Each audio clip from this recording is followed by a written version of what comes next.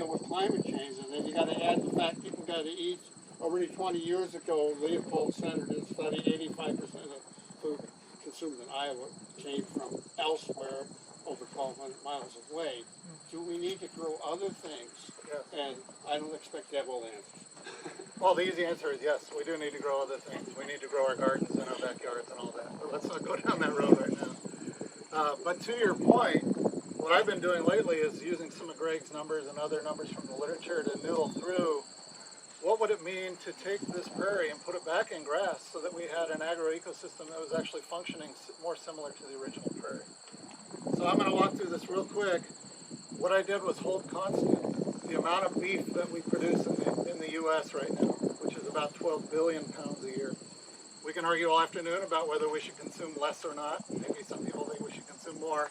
But I held that constant, and what I have here is our current grain-finished feedlot situation, where we use about 12 million acres to produce corn grain, and then obviously we produce soybeans and other things to help feed those animals. But about 12 million acres to produce corn grain to finish those beef. What if we took those 12 million acres and put it in grass instead of corn? Well, in order to produce 12 billion pounds of beef, we would need more animals because they grow slower and not quite as big. And we would need more land than is currently in pasture, for sure. In fact, we would need all of the land that's now in corn to be in pasture, and some of the land that's in corn to produce ethanol. Okay, another controversial topic we can talk about all day. So what I've done here in this grass-finished pasture beef is use that land, put it in pasture. Okay, long story short, because there's all kinds of calculations. This is not life cycle analysis. It's sort of back of the envelope sketchings. What we have here are different scenarios for soil carbon change. And here I have Greg's numbers plugged in. 250 kilograms per hectare per year lost in the grain system from the soil. No change in the pasture. Other people in the literature actually see some gains with no-till, see some gains with cover crops.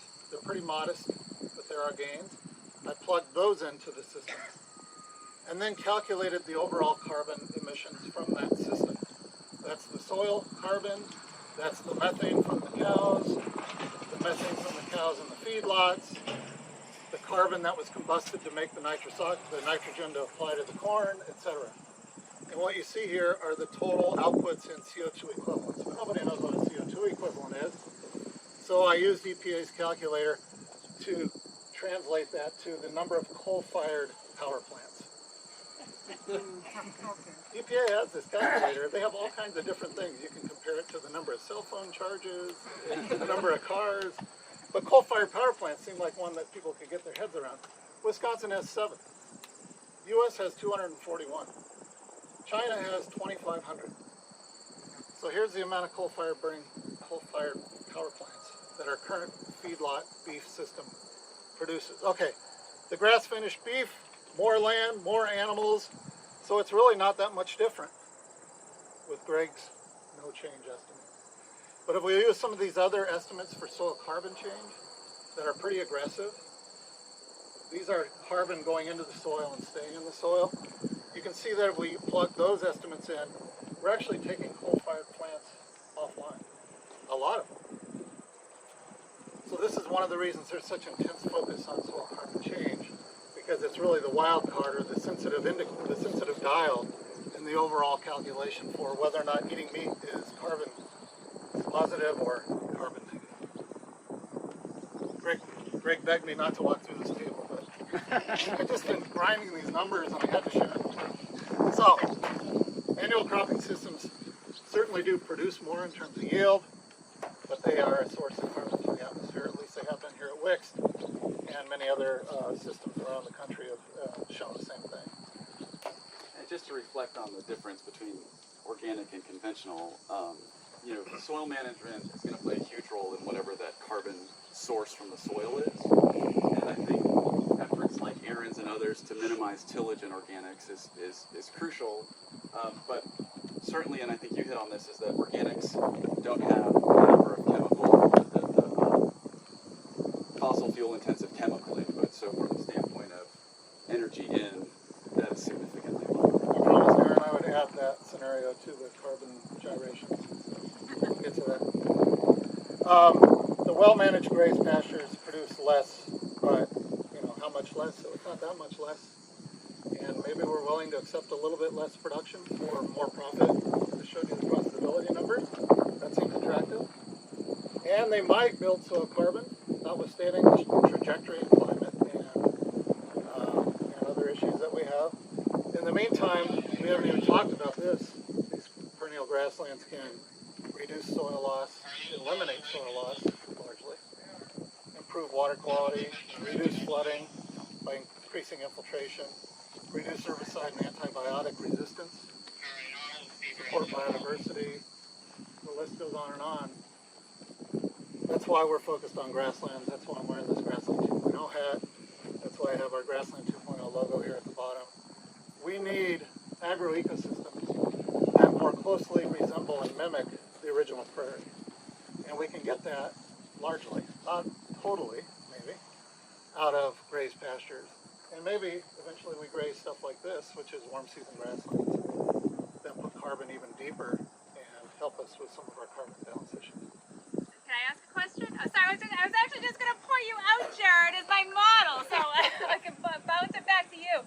So I know Jared is putting animals, he grew up on a dairy farm, they got rid of the cows, he actually brought animals back to the farm. One system you don't have represented is more of that integrative, which we see as like the regenerative system of bringing animals back into organic grain rotations. You could talk about what you're doing, Jared, but I'll pass it to you, because maybe you were going to talk about something similar. But Well, just think of two out that. of 6 are not certified organic, but organic compliant minus the 8-foot buffers. What activities are keeping the cool season pasture from also having that black dot of organic compliant? Why is your cool season pasture not considered an organic? I mean, we've debated that for a long time. I mean, it could be organic pretty easily.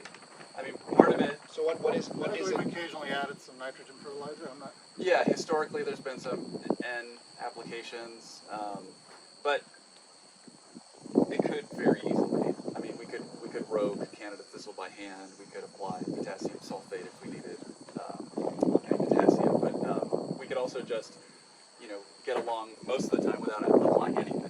So yeah. So spot herbicide use, 60 versus 50, and a little bit of N once in a while, but not frequently. Right.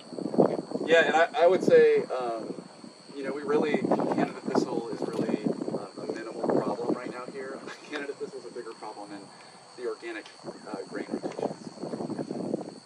So what do you guys think of the potential gains of bringing animals back to an like not doing like just managed grazing, but that integrated? Well, I think any way that you can have perennial phases or livestock in a system is going to be a win-win for the soil for sure. And Janet and Josh worked on a project with the Dairy Forage Research Center of looking at reestablishing grass lays as a phase in a dairy rotation, and those grass lays, have a tremendous potential to improve the soil. I mean, whenever you have completely eradicated tillage in a phase, and you've got the fine root biomass and the manure from livestock, that recycling of nutrients.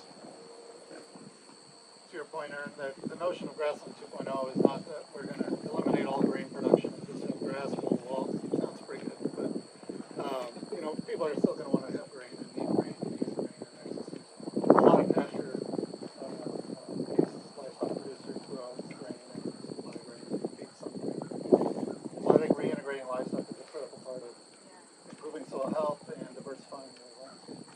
And I guess I should say from work that one of Aaron's lab members did, and others have done out here, looking at kind of microbial changes in microbial biomass. Microbial communities can shift quite rapidly to changes in the system, and so even in our organic phase, corn soybean looks a lot like corn soybean in our conventional systems, but as soon as we have that winter wheat small grain, we have a proliferation of fungal biomass, and so small shifts can really have a big impact on the kind of biogeochemistry underground.